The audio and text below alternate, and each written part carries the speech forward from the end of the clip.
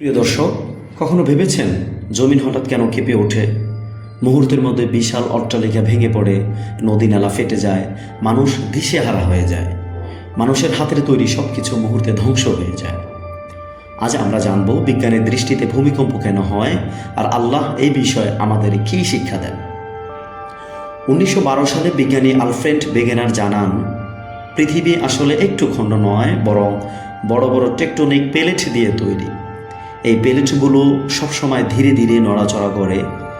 যখন তারা একে অপরের সাথে ধাক্কা খায় বা আটকে যায়, তখন ভেতরে প্রচণ্ড চাপ জমে। হঠাৎ সেই চাপ মুক্ত হলে জমিন কেঁপে ওঠে। এটাই ভূমিকম্প। আরেকটি কারণ হলো আগ্নেয়গিরি।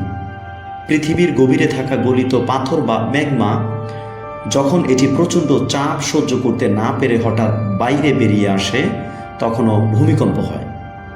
এই জন্য আগ্নেয়গিরি অঞ্চলে ভূমিকম্প বেশি হয়। বিজ্ঞানের ভাষায় ভূমিকম্প একটি প্রাকৃতিক প্রক্রিয়া, কিন্তু প্রশ্ন হলো আল্লাহ কেন এমনটি ঘটতে দেন? কারণ বোঝা যায় বিজ্ঞানের মাধ্যমে, কিন্তু শিক্ষা বোঝা যায় কোরআন ও হাদিসের মাধ্যমে। পবিত্র কোরআনের 99 নম্বর সূরা জিলজালের 1 নম্বর আয়াতে আল্লাহ বলেন, ইযা জুলজিলাতিল আরদু জিলজালাহা, যখন পৃথিবী তার সমস্ত ভূমিকম্পে কাঁপানো হবে। এই আয়াত আমাদেরকে দুইটি বিষয় মনে করিয়ে দেয়। এক, ভূমিকম্প কিয়ামতের মহাদৃশ্যের একটি ইঙ্গিত। দুই, এ ঘটনা মানুষকে আল্লাহর সামনে তার দুর্বলতা স্বীকার করিয়ে দেয়। এছাড়াও সহিহ বুখারীর 1034 নম্বর হাদিসে রাসূল সাল্লাল্লাহু আলাইহি ওয়াসাল্লাম ইরশাদ করেন, কিয়ামতের আগে ভূমিকম্প বেড়ে যাবে। আবু দাউদ শরীফের 4292 নম্বর হাদিসে প্রিয় নবী সাল্লাল্লাহু আলাইহি ওয়াসাল্লাম বলেন, যখন উম্মতের মধ্যে পাপ কাজ বৃদ্ধি পাবে, তখন ভূমিকম্প, ধ্বংসযজ্ঞ এবং নানা বিপর্যয় নেমে আসবে। অর্থাৎ ভূমিকম্প কেবল একটি বৈজ্ঞানিক ঘটনা নয়, এটি মানুষের জন্য আল্লাহর পক্ষ থেকে সতর্কবার্তা।